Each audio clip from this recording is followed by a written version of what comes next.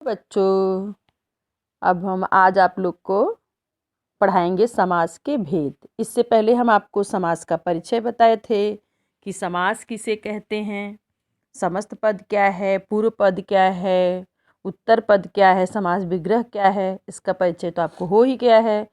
तो समास के भेद में सबसे पहले हम आपको बताने जा रहे हैं अव्ययी भाव समास। अव्ययी भाव समास में जिस समास का पहला पद अर्थात पूर्व पद प्रधान हो उसे अव्ययी भाव समास कहते हैं। और अव्यय का मतलब होता है ऐसा शब्द जो परिवर्तित न हो अर्थात व्यय न हो पाए।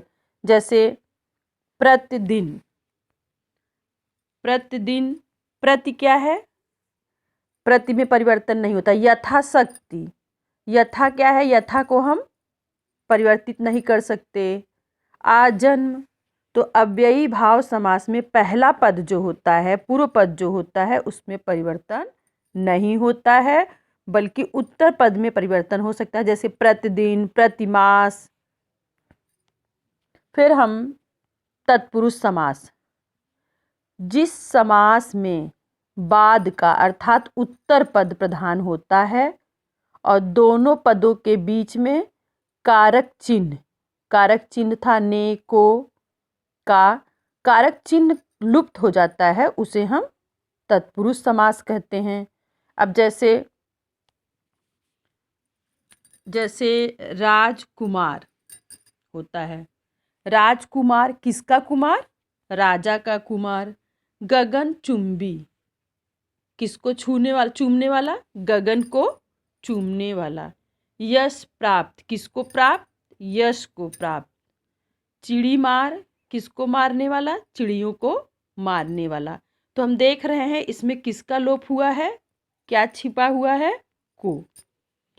फिर हम करण तत्पुरुष समास, करण में करण कारक का मतलब होता है जिसकी सहायता से काम किया जाता है और इसका विभक्ति चिन्ह होता है से। जैसे करुणा से पूर्ण, करुणापूर्ण। भयाकुल, भय से आकुल। शोकग्रस्त, किससे ग्रस्त है वो, शोक से ग्रस्त। संप्रदान तत्पुरुष, जिसमें देने का भाव होता है, जिसका विभक्ति चिन्ह के लिए होता है, तो इसमें विभक्ति चिन्ह के लिए लुप्त होता है। अब जैसे स्नान घर, वो घर किसके लिए है, स्नान के लिए है। गौशाला, किसके लिए शाला है, गौ के लिए। देशभक्ति, किसके लिए भक्ति, देश के लिए भक्ति। तो इसमें क्या लुप्त रहता है, के लिए।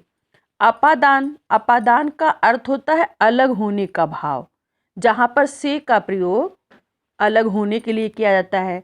जैसे धनहीन, धन से हीन, किससे वो हीन है, धन से। ऋण मुक्त, किससे मुक्त हो गया, ऋण से। गुणहीन, किससे हीन है, गुण से हीन है। पाप मुक्त, किससे मुक्त हो गया, पाप से मुक्त हो गया। फिर हम आते हैं संबंध तत्पुरुष समास। इसमें का, के, की लुप्त रहता है, छिपा रहता है। जैसे राजा का पुत्र, राजपुत्र, राजा का पुत्र, क्या इसमें छिपा हुआ है, का। पराधीन, किसके अधीन, पर के अधीन। राजकुमार, राजा का कुमार। और अधिकरण तत्पुरुष समास, ये इसमें में पर विभक्ति चिन्ह जो है ये लुप्त रहता है, मतलब छिपा रहता है। और अधिकरण मतलब होता है बेस, इंग्लिश में हम लोग इन यूज कर लेते हैं, अंदर, उसके ऊपर। अब जैसे शोक में मग्न, वो किस में मग्न है, शोक में। गृह प्रवेश, कहाँ पर प्रवेश करना है, गृह में, गृह प्रवेश होता है। कला श्रेष्ठ, किस में श्रेष्ठ है, कला में श्रेष्ठ है। थैंक यू बच्चों। तो आप लोग इस वीडियो को देखकर लाइक सब्सक्राइब करके हमें प्रोत्साहित करिए, जिससे आगे हम फिर वीडियो बनाएं। Thank you.